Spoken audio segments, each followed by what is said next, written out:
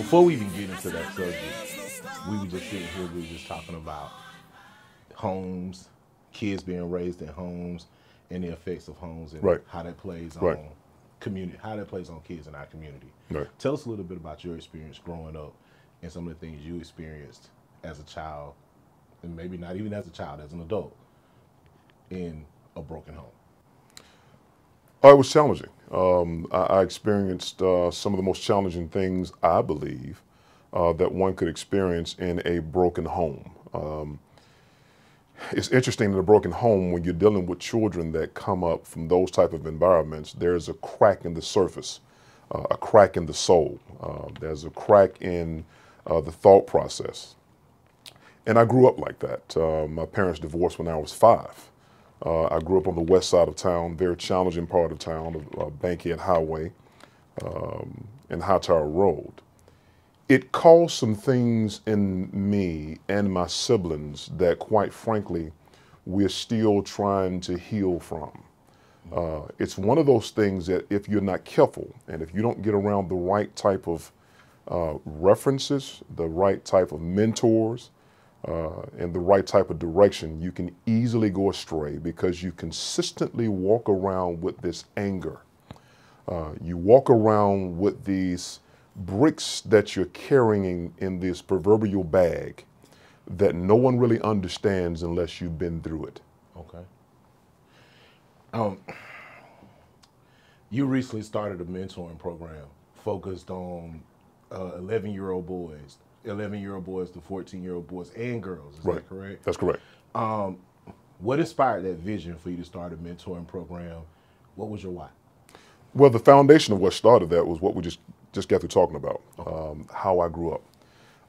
Thus, being one of the reasons that I ran for sheriff, I believe that this is a calling. And to understand the brokenness that I came from and being able to elevate to different levels now in my life, it is absolutely imperative for me to go back and try to give back, to reach back, and to ensure that I can pour into someone else that may have similar needs. In addition to that, the environment that we're living in now, the children are very challenged, coming from the same type of broken homes, but at different levels of brokenness. And it appears to me that a number of people are seeing it, saying the "oh my God" factor, but very few people are doing something about it. And it's important that we do that. So the S3 is setting up students for success. And what we're trying to do is to go at the very core of where they are, meet them where they are, and begin to build them back up brick by brick. And you cannot do that overnight. You've heard me to say several times that no relationship, no trust. Well, this is going to develop relationship along the time frame that we're going to be spending with these young people. And so over the next 9 months, we're going to take some time frame with various students and their parents, which is going to be very, very important. Where the students will be downstairs and we'll talk to them in terms of where they are. We have a very structured curriculum, and we have a number of known and well-known guests that's going to join us every time we meet. But simultaneously, the parents will be upstairs and they will get the same type of message. Are you familiar with where your children are? Are you familiar with the cultures that they're in? Are you familiar with the type of things that they can and cannot do? You should be armed with that knowledge. What that would do is raise levels of consciousness with respect to the parent level that they are currently, and to get them to the next level of excellence with respect to parenting one-on-one. Awesome, man. Now, you hit it right on the head, Sheriff. You stated the root of the problem, and the root of the problem actually starts at home. Right. Your program is focused on not just the student, but it's focused on the parents and the student. Absolutely. What are some of the things that you want to kind of convey and bridge that gap between the parents and the student and rebuild that relationship of the knowing? Well, it's a holistic approach. It is important that you are well informed about what your child is doing. Nowadays, I get it. I understand. Particularly from a single parent household, you get busy. You get into the busy work of life, trying to survive, trying to ensure that the bills are paid, that you have a roof over your head. And what happens is that oftentimes the child is forgotten, not necessarily on purpose, but you have to be careful with that, because if you're not raising them specifically, then the streets or whatever else will. And that's the type of things that we are experiencing right now in terms of the streets, gangs, organizations that are not for the good of the child is doing more rearing than the parent is. And we have to make sure that we shift that around to put them in the right or the proper position.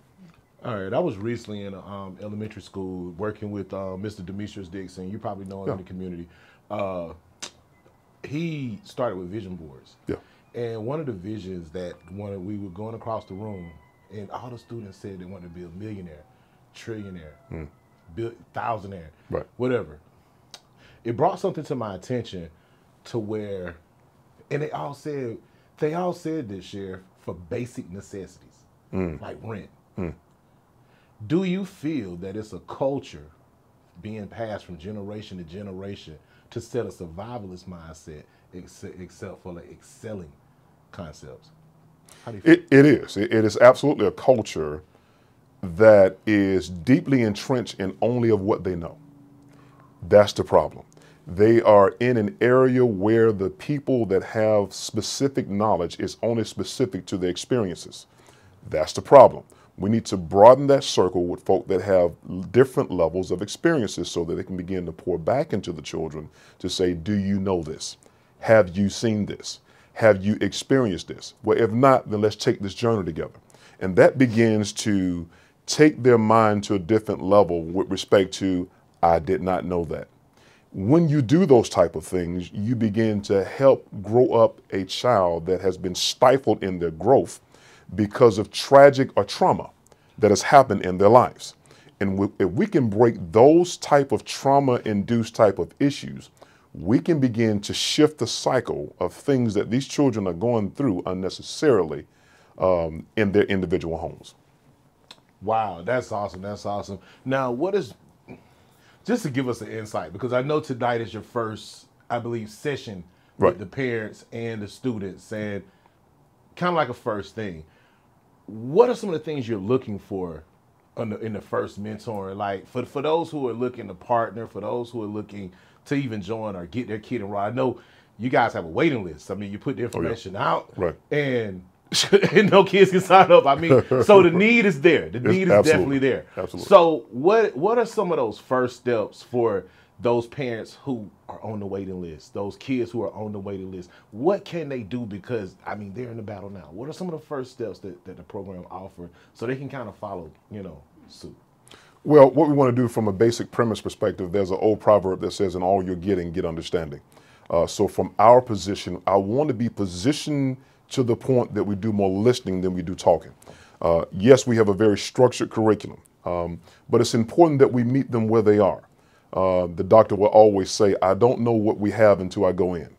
What's important tonight and the other nights that we're going to have these conversations and dialogue, that we have an opportunity to go in.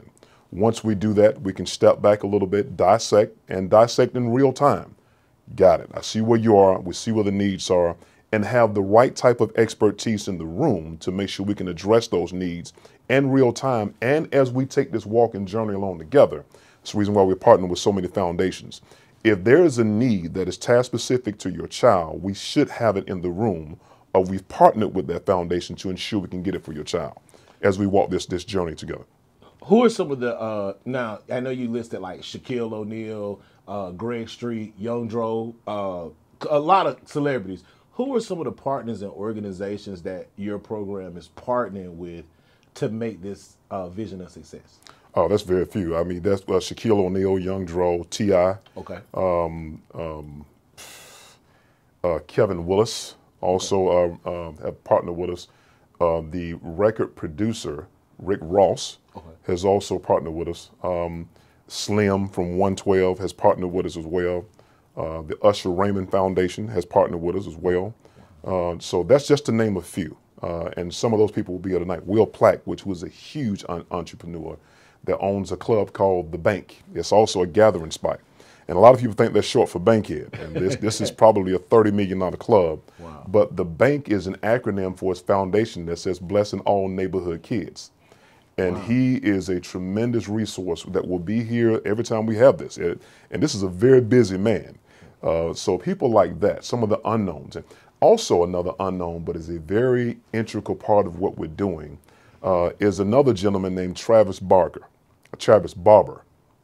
Travis Barber was a kingpin in the drug game years ago and elevated to the level of selling 30 bricks a week, which is unbelievable. Well, he got caught, and those type of things eventually will get caught along the way. He did his time in prison. He's out now. He has changed tremendously. He is extremely educated, and he's all about trying to tell children, don't do it. Do not do this, and here's the reasons why. He is also partnered with us. And we're absolutely excited that we have those type of people on our team so we can meet these children and parents from a realistic standpoint, so they don't think that we're just doing this for some type of pomp and circumstance. That's certainly not the case, particularly given all of our backgrounds, because we all come through some struggles. Frederick Douglass will say that where there's no struggle, there's no progress. And so we want to make sure that they understand that you're looking at maybe a suit and a tie or maybe an image now, but there's a struggle behind it that's supported. That we want to make sure that you don't make these same type of mistakes as we help get you to where you need to be in your life. Now, it's funny that you said that, Sheriff. You made a statement about the suit and tie and people kind of like drawing a stereotype on what they see. Right. And it led into the next question that I wanted to ask you about. We live in a culture now where African American kids, let's face the first thing. You said African American kids, they're growing up in broken homes. Some of them, we know the statistics. You have the statistics, I'm sure, what's happening in the homes. Most of these kids are raised in survival mode to pay the rent, get the rent. And their focus is to be an NBA star, a football player. But looking how I grew up, I never saw a black sheriff. I never saw a black district attorney. I never saw a black commissioner. The only thing I saw was black civic leaders who were fighting in the Martin Luther King style, but I never saw it actually in position. Right. You understand? Right. How do you bridge that gap where it seems that African American students or just African American kids or kids alone, the way they respond to the voice of authority? Well, I'm going to unpack that. There's several questions in there, but responding to the voice of authority is given with respect. Even from an adult perspective, we need to make sure we respect these children in terms of what they have learned so far in their lives, and once we give that, we'll get it. We can demand it in return then, because that's, again, and all you're getting, get understanding. If they feel like they're understood, I think they will hear us a lot better. The children also need to realize that you see the headlines oftentimes with respect to I want to be this and I want to be that, but they always negate, or most times negate, the work. The work has to be done. You may see this NBA star, this rap artist that has sold all these millions of records and this, that, and the third, but there's an incredible amount of work that is done on the backside of that, which supports the word that we need to talk about: discipline. Discipline. You won't get anywhere in your life and be successful with respect to the same without being disciplined. And we're going to talk about some of those things. And a lot of these folk we're partnering with, and they're multimillionaires that will be here with us, but the grind that it took to get there, and here's the key, the grind that it takes to keep it. Because a large percentage of your NBA players and NFL players and baseball players, within 5 to 10 years after not playing the sport, they're broke. They're broke. So it's important that they also understand, fiscal management, that they understand how money works for you, how to make it work for you, how to be very astute with respect to that, how important it is to have the right level of education to get at the table and to stay at the table. Extremely important things that we need to talk to them about along the way. That's awesome, man, because your partner, right-hand man, community coordinator, Shaquille O'Neal. Right. He played basketball, LA Lakers, alongside Kobe Bryant. Right. He, after his career, he made it a purpose to invest his money in businesses. Right. So tell us about, like, how do you correlate first the discipline and the vision to say, hey, do something greater? And that's a very good question. The discipline is rooted at ensuring that your core group around you are smarter than you in every aspect. and that they challenge you in every aspect. If you're the smartest one in the group, there's a problem. If you're not being pushed, there's a problem. If the people in your group do not bring something to your table significant, they shouldn't be in your group. Wow. Categorically, if you can get those things in place, then growth is pushed and forced upon you, right, because people around you are holding you accountable consistently. That's awesome. That's awesome. Sheriff, any information you want to give? I know we got to talk about the recidivism program. Yeah. We're going to go to part 2. Any information you would like to share with the community, those community partners that you're partnering with, any information you would like to share in moving forward with the S3 Success Program. We look forward to it in the community. We look forward to all the great things you guys are getting ready to do in bridging the gap between community and law enforcement. Any last thing you would like to share on that matter? Well, we're just humbled to be in this position, number one, and for the people that are in the right position of influence, we need your help. The talking days are over with, and this is a journey. It's not a walk. It is a journey that we need to take with these young folk. We talk all the time that one plants a seed, one tills the soil, and hopefully someone in this community will reap the harvest. Right. That is a process. And we talk all the time about if you put an oak tree into a pot, there's nothing wrong with the seed. It's just in the wrong environment. So we got to make sure that the environment around these children are right. So the people that have the right type of skill sets, we need you to come along, regardless of who cares who gets the credit. We don't care about that. We're trying to shift and change a paradigm in these young folk because eventually they will be our leaders. And what do we do along the way to influence them? That would be our fault if we miss this moment. Awesome, awesome. Now I got to ask this one last question when it comes down to the programs that we run here in Henry County. Okay. One thing that I did notice, I interviewed Judge Hollyville. I interviewed District Attorney Darius Patello. Right. We did an interview with Judge, I believe it was Danielle Roberts, yeah, and Judge Chandra Lewis. Okay. Okay. The narrative, excuse me, the narrative coming to Henry County. Yeah. You know, the narrative coming to Henry County was, well, don't come through that county because right, them boys, it's done. Right. You know what I mean? You are going to jail. It's lights out. I mean, people literally have fear. Like, I mean, they still fear coming through Henry County, right, but it was just a different type of stigma. Right. You guys have the new change of our guard in the way we're moving forward in the future. You guys have put almost prevention programs in place. Correct. Before these students get going to jail, right, are facing that harsh thing. Why was it important for you to put a program in place before they end up behind your bars and in jail? Well, the definition of insanity is to do the same thing over and over again and expect different results. It's important that we raise levels of consciousness prior to you experiencing a law enforcement. And if you have to come into the walls of law enforcement, it's important that we have programs there as well to ensure that you don't return. And with respect to that, one of my number one goals is recidivism. It's important that people that come in contact with, fortunately or unfortunately, what's your background?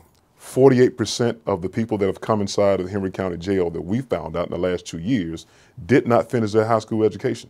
That's important. That's extremely important because what they were doing was getting out of the Henry County Jail and going right back to the areas that were very commonplace to them. So we make sure that we partner with the right people.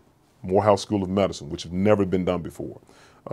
Southern Crescent Institute, the Urban League, and several other people to make sure we can develop programs like the GED program, forklift driving, welding, teaching them how to fill out applications, even the white belt in Six Sigma. Who does that? Wow. Those are the type of things we're trying to arm them with the right type of knowledge to say, listen, we want to prepare you with certain skill sets that no one can take away from you.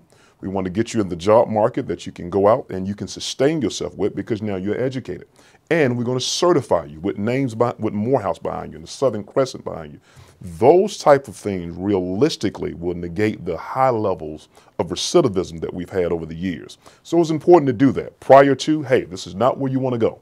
Let's put in some programs to talk about what this will do along the way, particularly to your Social Security number.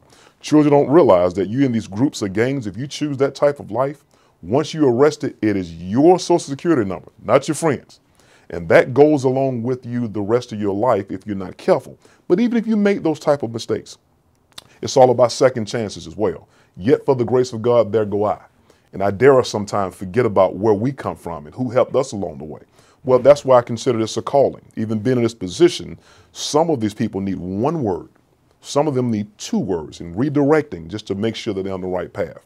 And who knows, we probably would have stopped that person from kicking your door in, from going back to the same neighborhood and having so much anger and rage that they don't know how to deal with certain situations, that they take that out on somebody else. One of the other programs that we have is Fatherhood 101. That's another certification, teaching men and men how to deal with a holistic setting of the household. What do you do? What's your role? And you would be surprised on how many men don't know their role as a man inside of a household to develop structure to ensure that the household is progressive and successful. You'd be surprised how many people don't know that. So it's important for us to make sure those programs are in place so that we have, again, a holistic approach to make sure we can cover, so we don't do the same thing over and over again and expect different results.